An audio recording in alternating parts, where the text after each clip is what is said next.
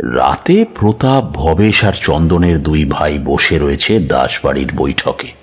হঠাৎ চন্দন ঝড়ের মতো ঘরে ঢুকে রাগে কাঁপতে কাঁপতে ভবেশ প্রতাপের উদ্দেশ্যে কইল, তোমরা কারখানায় বসে আজ আগুন, টাকা এই সব নিয়ে আলোচনা করেছ?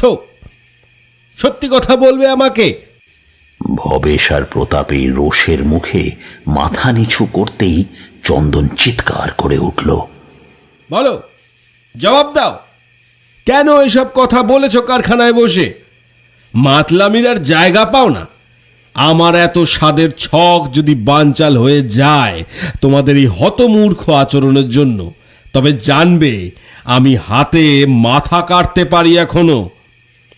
ওই ছোট লোক দারোয়ানটা পুরোটা শুনতে না পেলেও আবছা আবছা শুনেছে, তাতেই সন্দেহ হওয়ায় আমার কাছে এসে সব বলেছে।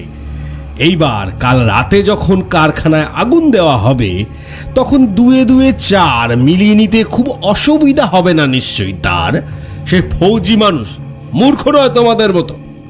এসব কথা জানাজানি হয়ে পড়লে যে উদ্দেশ্যে আগুন লাগানো, সে বিমান মোটা অঙ্কের টাকাটা পাবে তো শেষমেশ। তারা তদন্ত করে সব ধরে ফেলবে।